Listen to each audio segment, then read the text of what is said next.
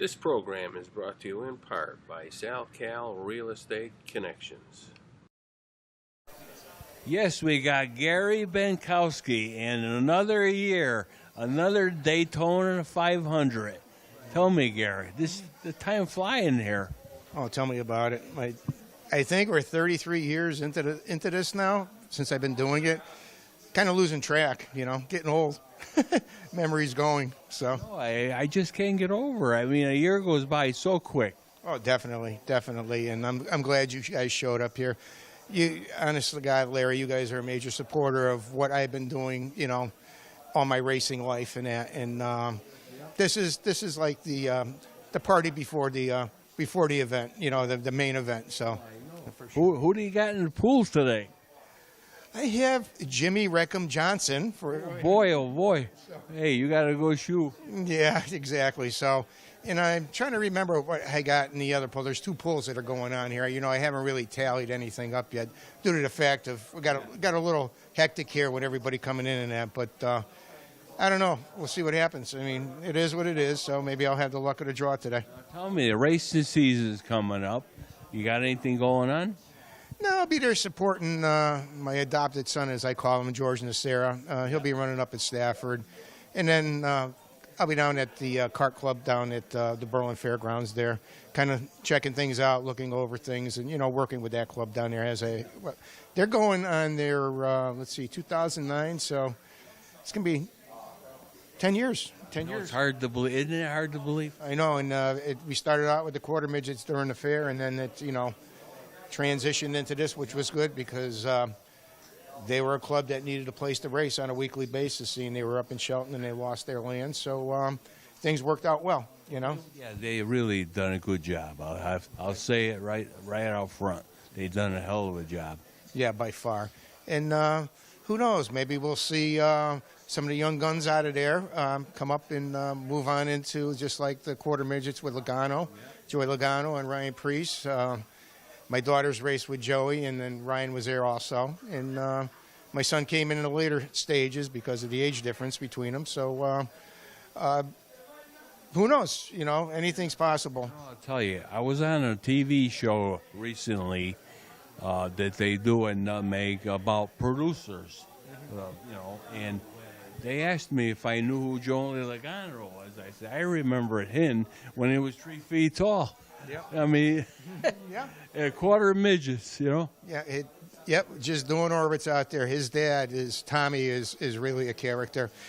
Yeah, he actually turned me on to some Spanish liquor, 43. Everybody would kind of indulge after the races, down there, and all of a sudden he had me hooked on that. So yeah, Tommy, they're a good family, very, very good family. Racing family. They're a very good racing family. The same with the Priests, with Jeff and Jody. Good parents. Ryan, I think Sean and Matt are the other children there. They all have done well for themselves. Absolutely. I mean, the guy worked hard. You got to give him credit. And tell me about Steven. I just saw him. I said, this guy's getting bigger and bigger, man. Yes, he is. He's like probably got about 1.5 inches on me, 2 inches, and probably a little wider in the shoulders, and probably his arms and his biceps. He's got me. I'm gonna say that, but I won't bow down to him for no reason whatsoever. I already told him that. But anyway, he's a great kid. He just started working full time. He's an apprentice in the union for laborers, and he's got a pretty good future ahead of him. We were talking about it, and I told him right up front. I said, "Listen, college is not for everybody." Exactly. And being in the trade myself, I've seen the decline over the years. A lot of kids do not want to get into the trades, be it carpentry, plumbing, electrical, HVAC. So granted, you're going to start in, on ground zero, and you're going to work hard. But, the benefit later on, after you have a few years in there, you're never going to be out of work. Always a need, always. Always a need. So, I don't know. We'll see what happens with him. I've always wanted to race him up at Stafford. And I've just been kind of taking a sabbatical, to say, since we sold the car back in 2015, the late model. And George got involved with Teddy Christopher and started up that SK Light there along with my old partner, Jeff. So I would love to see Steven in a street stock. I'm sure it'll happen. Yeah, and I also have my two grandsons. One that's 5 is going to be 6, and basically, family's already bugging me to put them in a cart. So I can't believe it already. Oh, my dear. yes, time flies. It's just We crazy. hope to get one of our little guys going, too, up there in the fairgrounds. And he's 5 years old. But he's gung-ho, and that's what we want. Right. Anybody that's out there that would like to get involved in the sport can visit the website, nutmegcartclub.com, and check it out. Very family-oriented sport. The same, just like Silver City, another good club. You have quite a few within the state, 3 of them, Thompson, that do junior motorsports. And then it's a fun thing. Family. Fun family thing, exactly. Well, I don't want to tie you up, Gary. I know it's a busy day for you. This 500 party is always excellent. I tell you, I'm so happy we got a chance to come. I think last year we missed for some reason. Well, were you here last? I think you've been here. I have to go on my Facebook account because I usually. I tell you, time was by so fast. You don't get it. Oh yeah, definitely. So, but I cannot say enough for you for supporting us and for the sport as well. We love doing it. Believe me, it's not work to us. Mm-hmm. Obviously not, because I see you everywhere, and you got that microphone in your hand, and you're having a good time. Absolutely. So God bless you. God bless you too, and good luck today. And I hope the guy does something for you. All right. All right. Okay, Take care. Thank you, Gary. Thank you. And yes, once again, Joe Chambrello. Let me tell you, how's my girlfriend doing, the racer? Oh, Nicole's doing good. She's chomping at the bit to be racing. She's been bugging me every week when we starting on the car, but I took off the winter, so I says give myself a break after working so hard last year. We had a good year last year. I know. I read about it. Let me tell you, every week I can't wait to look in the newspaper see what she did. Yeah, no, she did really well. I mean, it was her best season to date. I think she had two wins. I think eight podium top 3s, and something like 16 or 17 top 10s. That's great. Oh, I love it. I'll tell you, she deserves it too. She really, went out of her way. She served her time, I like to put it. You know what I'm saying? That's not an easy class. Oh no, that's it's arguably one of the most competitive classes. I think 9 different winners during the season, and this year it's going to be even tougher. This year we're just hoping to do good, because I think we got 40 cars registered. We have cars coming from Waterford, some really good drivers from Waterford that are coming to Stafford now. Plus, the division is stacked with 5 or 6 top runners every week. So it's going to be a tough one this season. But Nicole's really she's into it this year. I think she's going to end up having a lot of confidence helping her out this season. You could tell that as time went on, she was getting better and better and better. Yeah, the confidence was going up and up. I mean, after the rollover, we had a big wreck. She came back and won the next week. That helped astronomically. Just coming back like that and being able to go from the lowest of lows to the highest of highs. It was all she needed to get her momentum going, and it was after that she just was running to the front every week. So how'd you end up in points?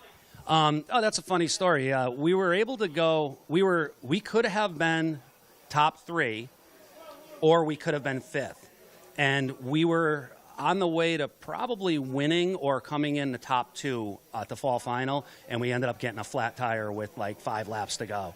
So we ended up out of the race, which caused us to get 5th in the points. She had a great year. It doesn't matter. Yeah, no, we were happy. I mean, top 5 in points. She's been racing for, this is her 5th season, I think. I think she was 10th in points, 9th in points, and then she was 8th, 7th, and now she just got 5th. So she's been consistently going better and better and better. But it's getting harder. The division is stacked. The division is it's becoming almost a premier division. Like they advertise it, and the people that show up for it are amazing. They're like I said, 40 cars signed up this season, which is more than has in the last 6 or 7 seasons. I have to ask you a question. Did they go to a tube chassis too, or no? Yeah, you're allowed to run now a Johnson chassis. So yeah, they can go with a tube chassis. You can go with a aftermarket complete car.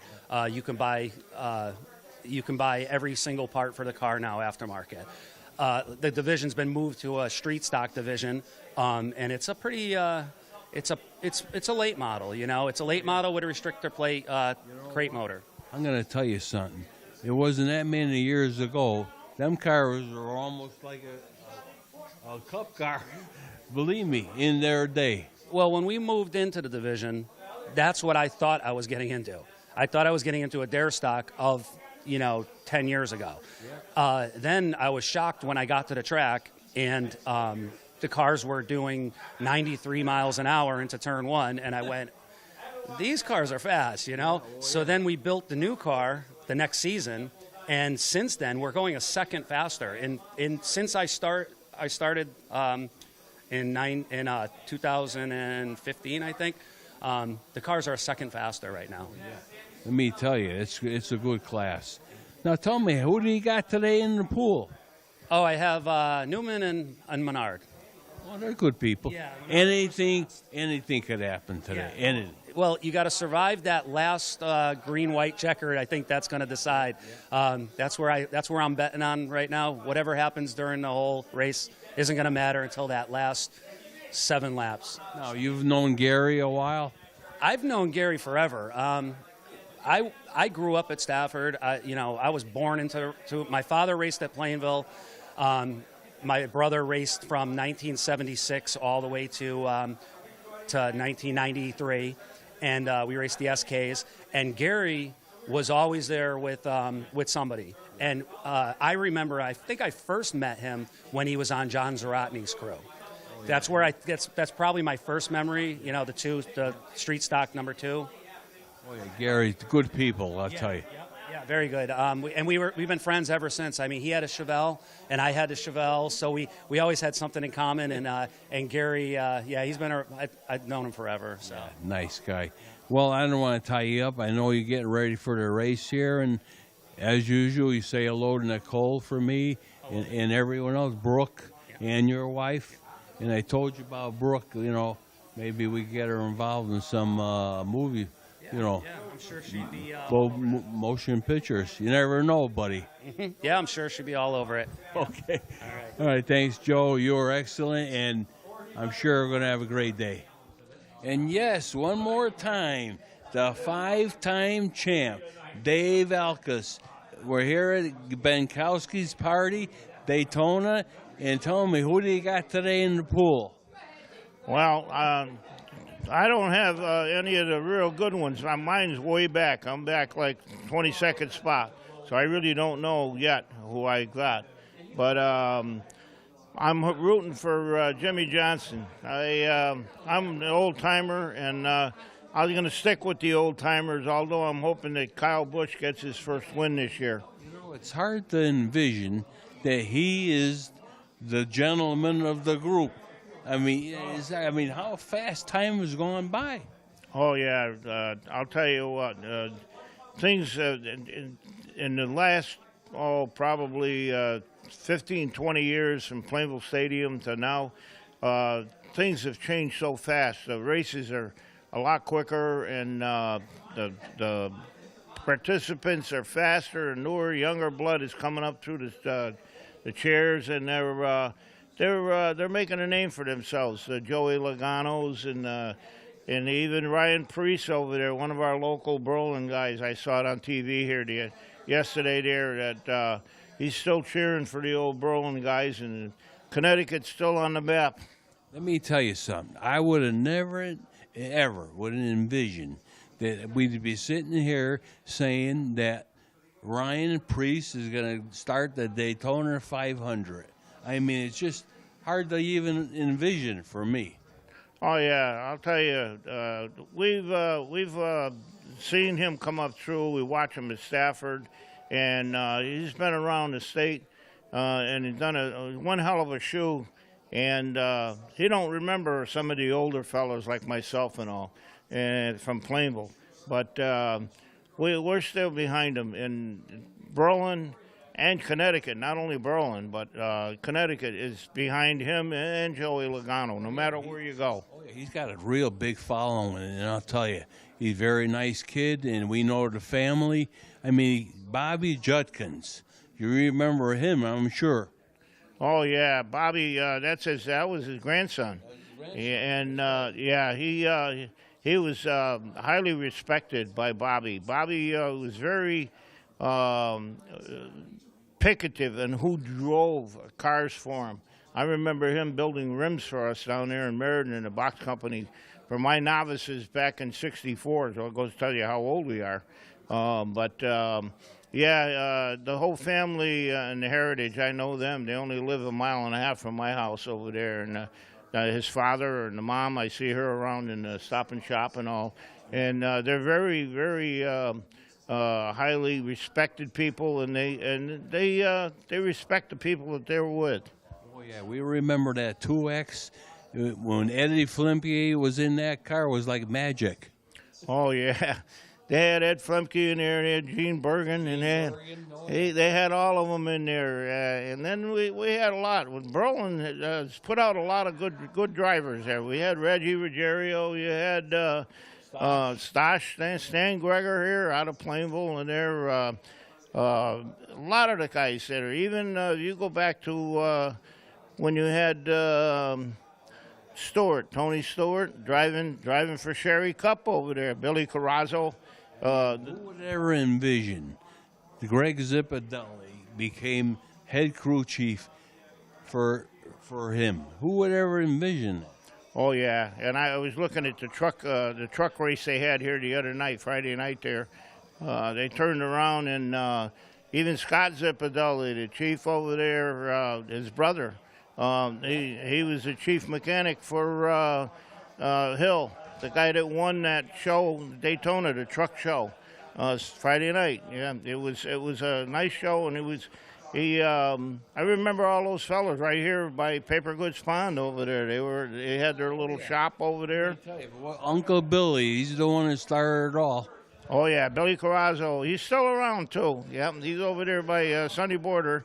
He's still floating around, and. They even when they interviewed Ryan Priest, he mentioned the train tracks over there, the Tracks Cafe, the tavern over there, and all. He said, "Hope to see all my friends. They'll be down there." And he's a good friends with the owner of it. And he was saying there, you give him a shot. And didn't forget, it was nice to hear someone from Berlin talking about Berlin, and and giving a shot in the arm. Yeah, I mean, Dave, when he was running them. The modified, the tour car. And he was like magic, I'll tell you right now. Oh, yeah. And then we didn't forget Magic Shoes there. He was one that came out of Berlin. And same thing.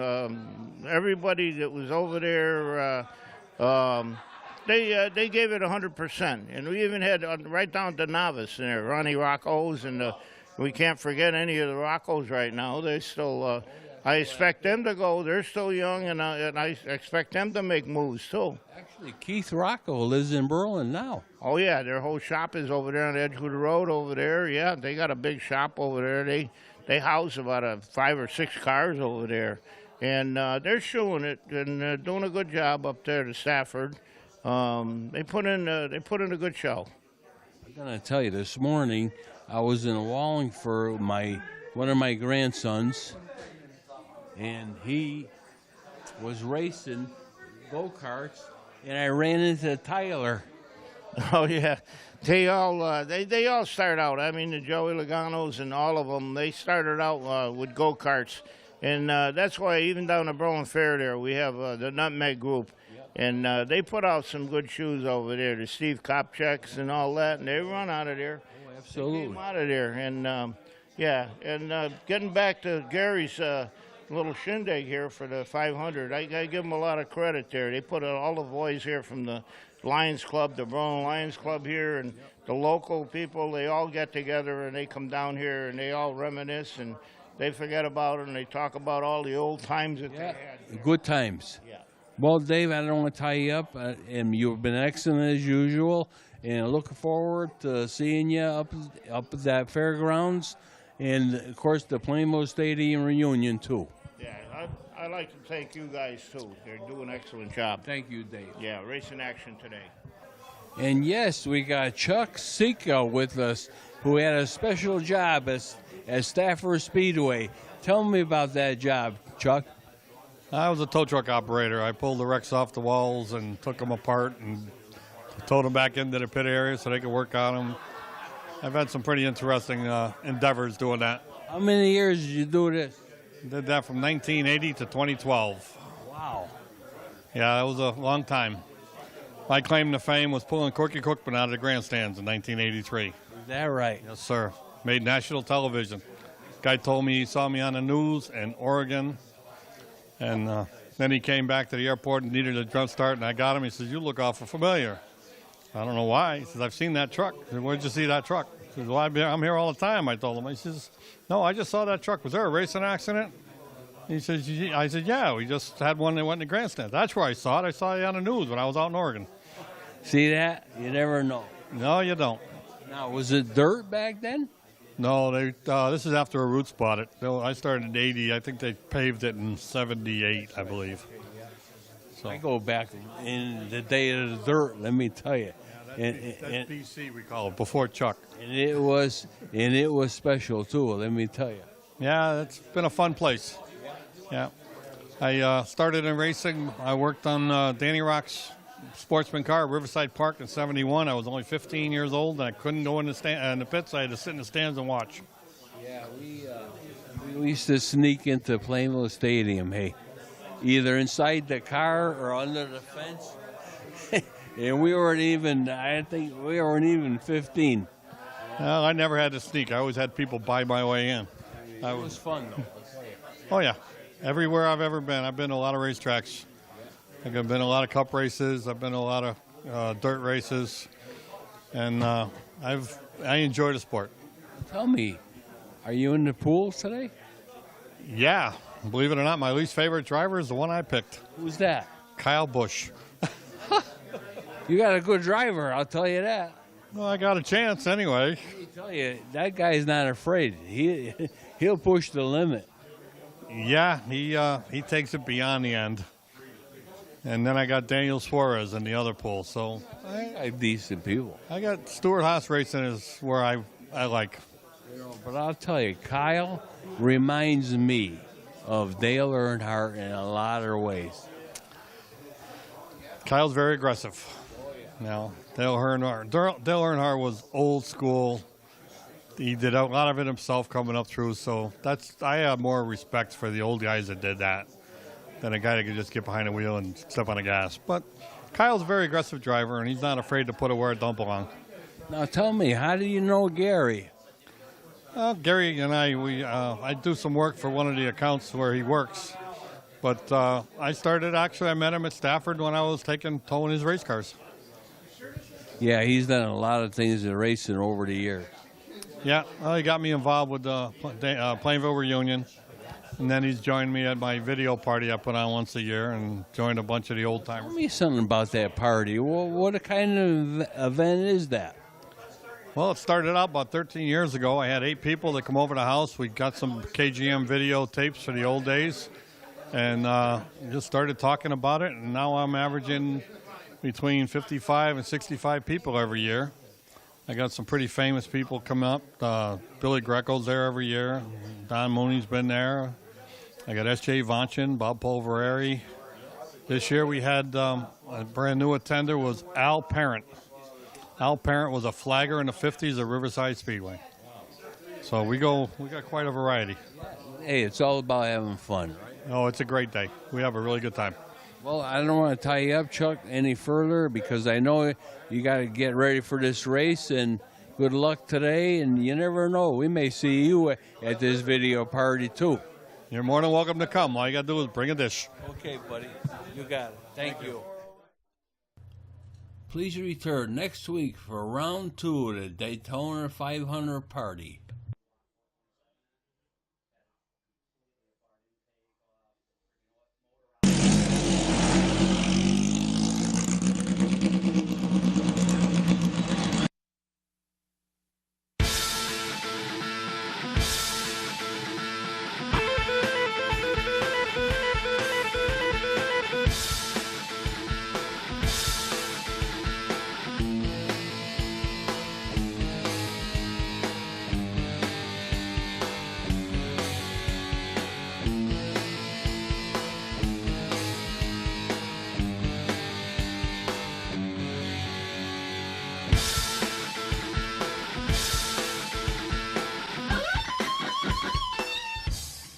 This program is brought to you in part by SalCal Real Estate Connections.